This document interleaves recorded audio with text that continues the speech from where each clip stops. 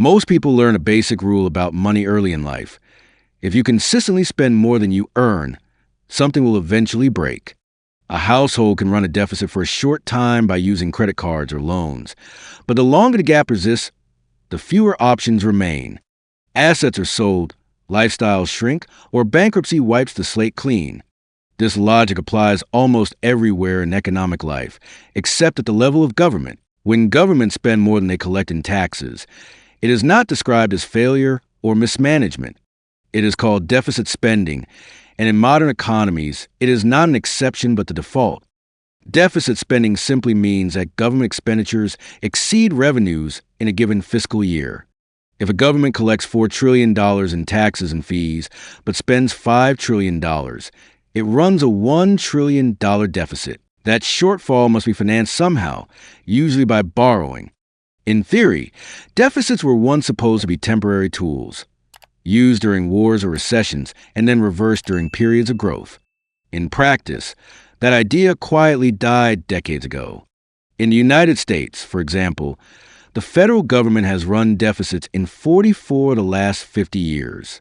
Even during periods labeled as strong economies, spending rarely falls below revenue in any meaningful way. This normalization of deficits is not accidental. It is the product of political incentives that reward spending today and defer costs into the future. Voters experience government spending immediately. Stimulus checks arrive in bank accounts. Infrastructure projects create jobs, benefits expand, and taxes may even be cut at the same time. The pain of paying for that spending, however, is delayed, abstracted, and often invisible. Politicians are elected on short cycles, typically 4 to 6 years, while the consequences of borrowing stretch across decades. The result is a system structurally biased toward overspending. Deficit spending is almost always justified with the same narrative: growth will take care of it. Governments argue that borrowing today will boost economic activity, raise future tax revenues, and make the debt manageable. This logic traces back to Keynesian economics and was reinforced after the Great Depression. The idea was that during downturns, government should step in when private demand collapses. The problem is not that this logic is always wrong, but that it has been stretched far beyond its original scope. Temporary deficits became permanent policy, and emergency measures became baseline spending. Consider the period after the 2008 financial crisis. Governments around the world ran massive deficits to stabilize their economies. In the U.S., federal debt held by the public rose from about $5 trillion in 2007 to over $9 trillion by 2012. Yet when the economy recovered, deficits did not meaningfully disappear.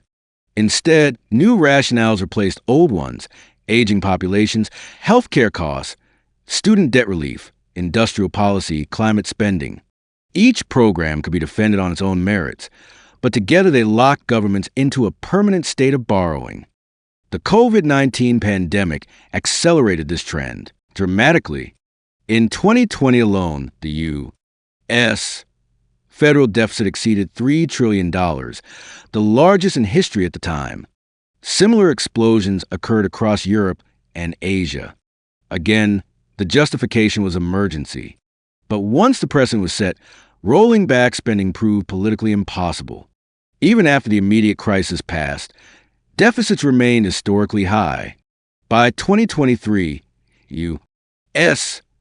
interest payments on federal debt alone exceeded $900 billion annually, rivaling defense spending.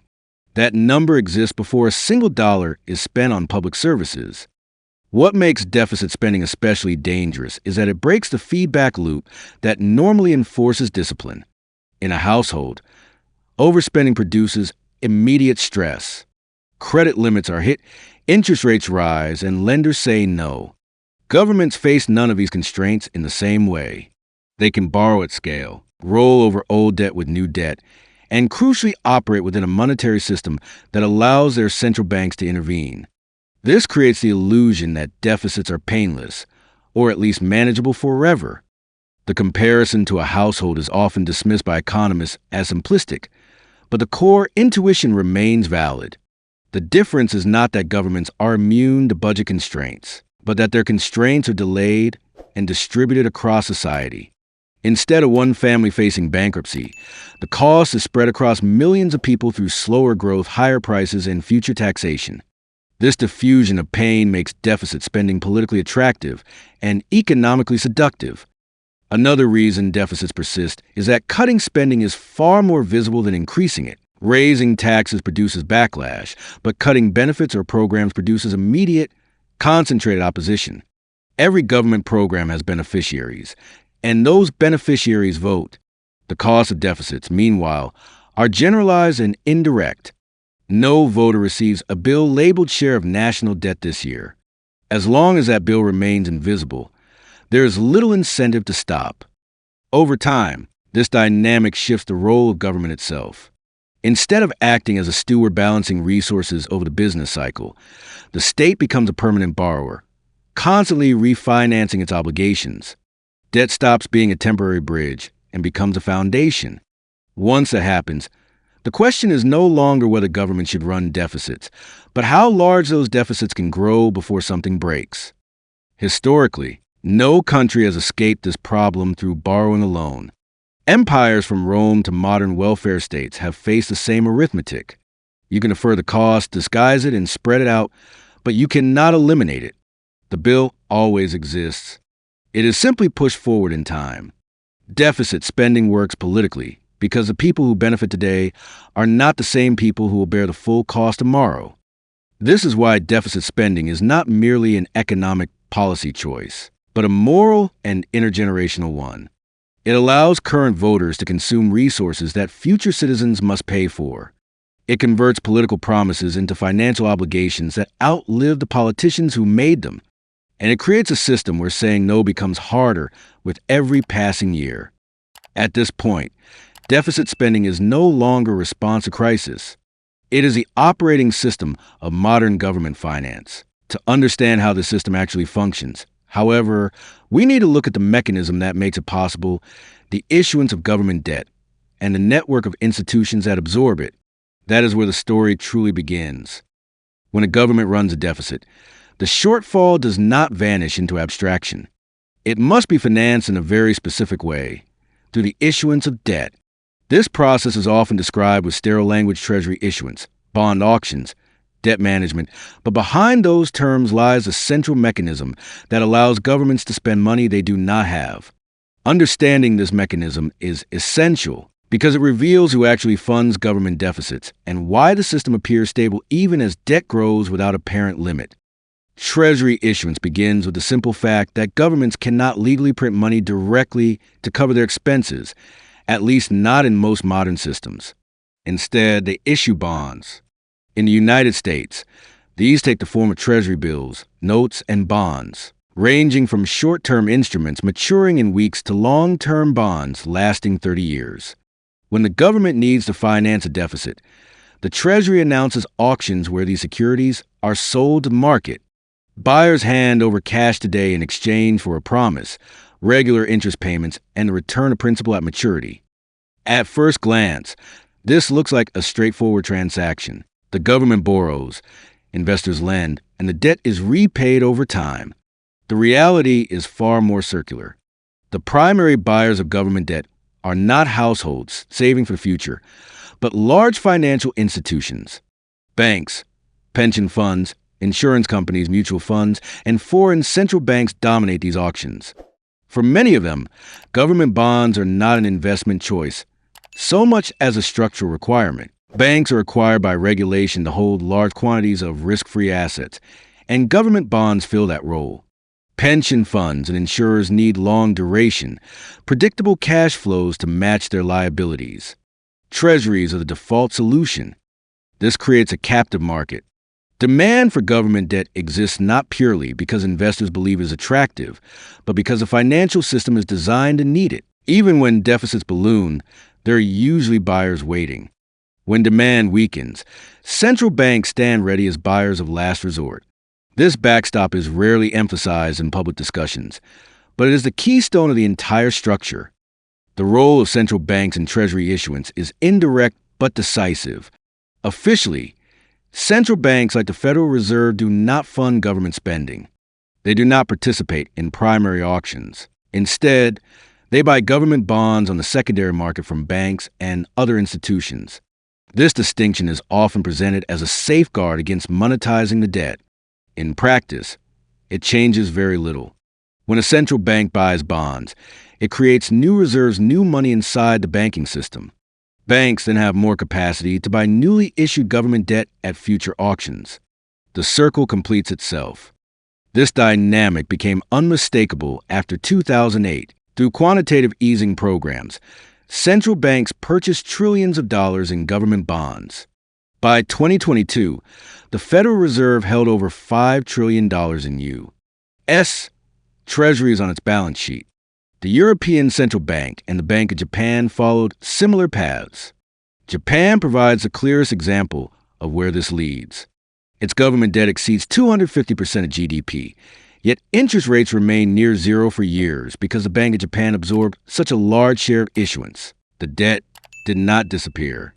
It was simply transferred onto the central bank's balance sheet. Foreign buyers also play a critical role. Countries with trade surpluses often recycle their excess dollars or euros into government bonds. China and Japan have long been among the largest holders of U.S. Treasuries.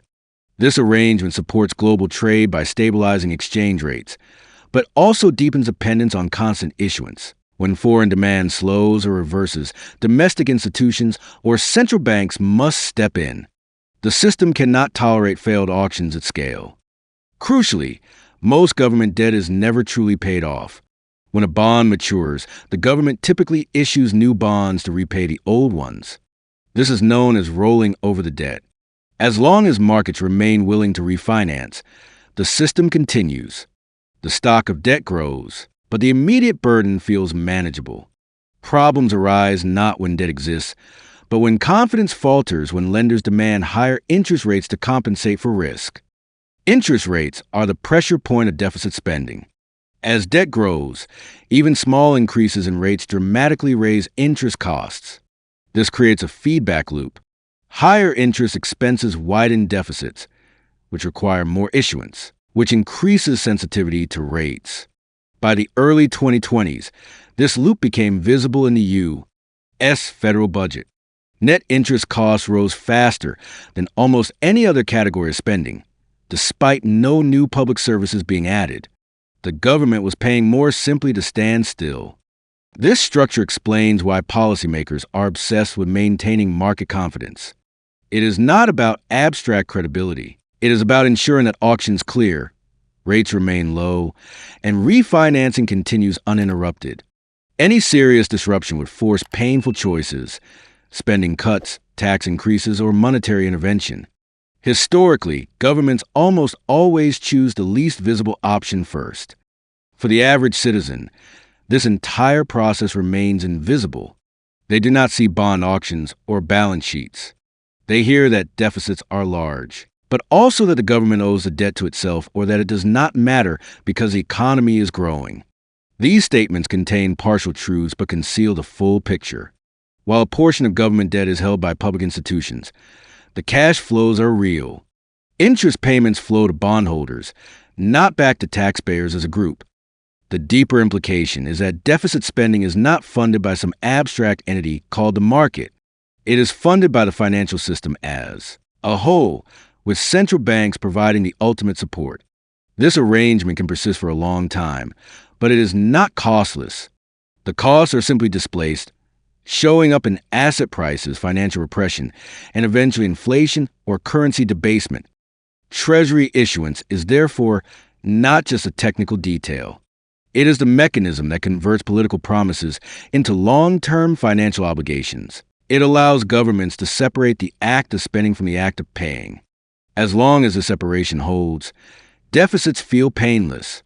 The moment it breaks, the bill becomes unavoidable. Yet even as debt grows and interest costs rise, most voters remain unaware of how much they are paying and when. That ignorance is not accidental. It is built into the system. To understand why the public rarely sees the true cost of government borrowing, we need to follow the final step of the process, how the bill is hidden, delayed, and quietly distributed across society. If deficit spending and debt issuance are the machinery of government finance, then concealment is its political lubricant. The system does not survive because voters enthusiastically agree to pay the bill. It survives because most never see it arrive. Instead of a clear invoice, the costs of government borrowing are fragmented, delayed, and routed through channels that feel disconnected from public spending. By the time the consequences become visible, the decisions that cause them are long past and the responsibility is diffuse. The most effective hiding mechanism is inflation. Unlike taxes, inflation does not require legislation, votes, or public debate. It erodes purchasing power silently, unevenly, and continuously. When governments finance persistent deficits in a system where central banks support debt markets, new money enters the economy faster than real output grows. The result is not an immediate collapse, but a gradual rise in prices. Essentials go first: housing, energy, food, healthcare. By the time inflation becomes politically undeniable, much of the damage has already been done. The post-2020 period offers a textbook example. In response to the pandemic, governments injected trillions of dollars into their economies through stimulus programs, emergency benefits, and business support. At first, inflation was dismissed as transitory. By 2022, consumer prices in the United States were rising at over 9% year on year, the highest rate in 4 decades. In Europe, inflation surged despite years of near-zero growth. The official narrative focused on supply chains and geopolitical shocks, but the underlying driver was simple: too much money chasing limited real goods after years of debt-financed expansion. Inflation functions as a regressive tax. Those with fixed incomes, cash savings, or wages that lag prices lose purchasing power. Asset holders, those who own stocks, real estate, or businesses, often benefit. This is why inflation rarely produces immediate mass revolt. The losses are uneven, and many people struggle to identify the cause. Prices rise, but no single institution sends a bill. Governments can plausibly deny responsibility while continuing to spend.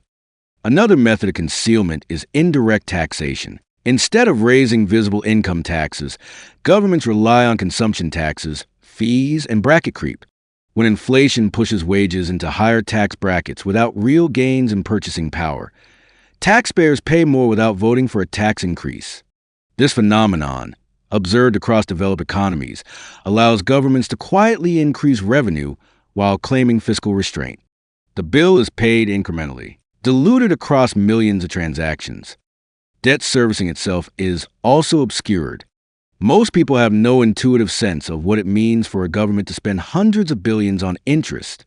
There is no tangible service attached to it. Unlike roads or hospitals, interest payments produce nothing visible, yet they represent a real transfer of wealth from taxpayers to bondholders. In the United States, federal interest payments surpassed spending on many social programs by the early 2020s. This shift rarely features in campaign speeches because it highlights a cost without a corresponding benefit. Timing plays a crucial role. The political payoff of deficit spending is immediate, while the cost arrives slowly. A stimulus check boosts approval ratings today. Inflation, currency debasement, or higher future taxes emerge years later, often under a different administration. Voters associate pain with current conditions, not past policies. This temporal disconnect is one of the most powerful features of deficit finance. It allows governments to externalize blame onto abstract forces, markets, corporations, global events. There is also a psychological component. Large numbers lose meaning at scale. $1 trillion is too abstract for most people to comprehend. When deficits are discussed in trillions, they feel unreal, almost fictional. This numbing effect benefits policymakers. A $1 trillion deficit sounds alarming in isolation, but when repeated year after year, it fades into background noise. Normalization replaces outrage. Financial repression further disguises the cost. By keeping interest rates artificially low through monetary policy, governments reduce the apparent burden of debt servicing. Savers, however, pay the price. When interest rates remain below inflation, the real value of savings erodes. This hidden transfer from savers to borrowers, including governments, is rarely labeled as such. It is presented as necessary for growth or stability. In reality, it is a silent form of wealth redistribution. The labor market absorbs part of the bill as well. When inflation outpaces productivity growth, real wages stagnate or fall. Workers may receive nominal raises, but their purchasing power declines. This creates the illusion of progress while living standards slip. The frustration is real, but the cause remains elusive. Governments can point to low unemployment or rising GDP, even as households feel poorer. Perhaps the most insidious feature of this system is that it avoids explicit democratic consent. No referendum asks citizens whether they agree to finance current spending by reducing the future value of their money. No ballot explains that today's benefits will require decades of debt servicing. Instead, decisions are fragmented across budgets, central bank actions, and technical adjustments. Responsibility is spread so thin that accountability evaporates. Historically, societies tolerate this arrangement until the costs become undeniable. In Weimar Germany, inflation eventually destroyed the currency outright. In Latin America during the 1980s, chronic deficits led to repeated currency crises. In more stable economies, the process is slower, but the direction is the same. The longer deficits persist, the harder it becomes to reverse them without visible pain. This is why governments are so reluctant to restore fiscal discipline once it is lost. Ending deficit spending would require either cutting programs voters depend on or raising taxes in ways they can clearly see. Both options carry immediate political consequences. Continuing to borrow, by contrast, pushes the cost into the future and diffuses it across society. From a political perspective, it is a rational choice, even if it is economically corrosive. The result is a system where voters experience the symptoms: higher prices, declining affordability, rising inequality, but rarely connect them to the cause. Deficit spending survives not because it is harmless, but because its harms are hidden in plain sight. By the time the bill becomes visible, the debt has grown too large to ignore and too entrenched to unwind easily. And when that moment arrives, governments face a final constraint they can no longer evade: the limits of trust, currency stability, and social tolerance. What happens then is not determined by theory, but by history, and history shows that someone always pays. When governments reach the outer limits of deficit spending, the debate stops being about economics and starts becoming about choices. For years, sometimes decades, borrowing postpones trade-offs. Eventually, however, arithmetic reasserts itself. Debt grows faster than the economy, interest costs crowd out productive spending, and confidence becomes fragile. At that point, governments are forced to decide who will absorb the losses that were deferred for so long. History offers a consistent pattern. When debt becomes unsustainable, states rarely default outright in the way a household does. Instead, they restructure obligations indirectly. Inflation is allowed to run hotter than promised. Currencies are weakened. Capital controls are introduced. Taxes rise under new names. Benefits are quietly reduced. Each measure spreads the burden, minimizing immediate backlash while imposing real losses. The technical term is adjustment. For citizens, it feels like decline. The post-World War II period in the United States and United Kingdom is often cited as a success story of debt reduction without crisis. Public debt exceeded 100% of GDP in both countries, yet no dramatic default occurred. What is often omitted is how the adjustment happened. From the late 1940s through the 1970s, inflation consistently exceeded interest rates. Savers earned negative real returns for decades. Financial repression capped yields and restricted capital movement. The debt burden shrank not because it was repaid, but because the value of money fell while nominal GDP rose. The public paid through lost purchasing power and suppressed returns. Japan illustrates the long-term consequences of choosing postponement over resolution. Since the 1990s, Japan has relied on continuous deficit spending and central bank intervention to avoid collapse. Growth stagnated, but crisis was delayed. By the 2010s, the Bank of Japan owned a majority of government bonds and became a dominant shareholder in the equity market through ETFs. The system did not break dramatically. It ossified. Younger generations faced stagnant wages, limited opportunity, and a shrinking future, while the debt remained mathematically manageable only, because interest rates were held near zero indefinitely. In emerging markets, the adjustment tends to be harsher. Argentina has defaulted multiple times, each cycle wiping out savings and destroying trust in the currency. Greece's debt crisis in the 2010s followed a different path, but produced similar outcomes. Bailouts preserved the financial system, but austerity crushed incomes and employment. Pensioners, workers, and small businesses bore the costs, not the architects of the borrowing. The pattern repeats because the political incentives that create deficits rarely align with the groups that ultimately pay for them. At a certain scale, deficit spending also constrains future policy. When interest payments consume a growing share of the budget, governments lose flexibility. Spending decisions become reactive rather than strategic. Infrastructure is deferred. Social programs are frozen or cut in real terms. Defense and emergency spending are financed with yet more debt. The state becomes a manager of liabilities rather than a provider of public goods. This shift is subtle, but it changes the relationship between citizens and government. The intergenerational dimension is impossible to ignore. Deficit spending allows current voters to enjoy benefits without fully funding them. The cost is transferred to people who cannot vote yet. Future taxpayers inherit obligations they did not consent to, in economies shaped by decisions made long before they entered the workforce. This is not merely an accounting issue. It is a moral one. A society that persistently consumes more than it produces is not borrowing from abstract markets. It is borrowing from its own future.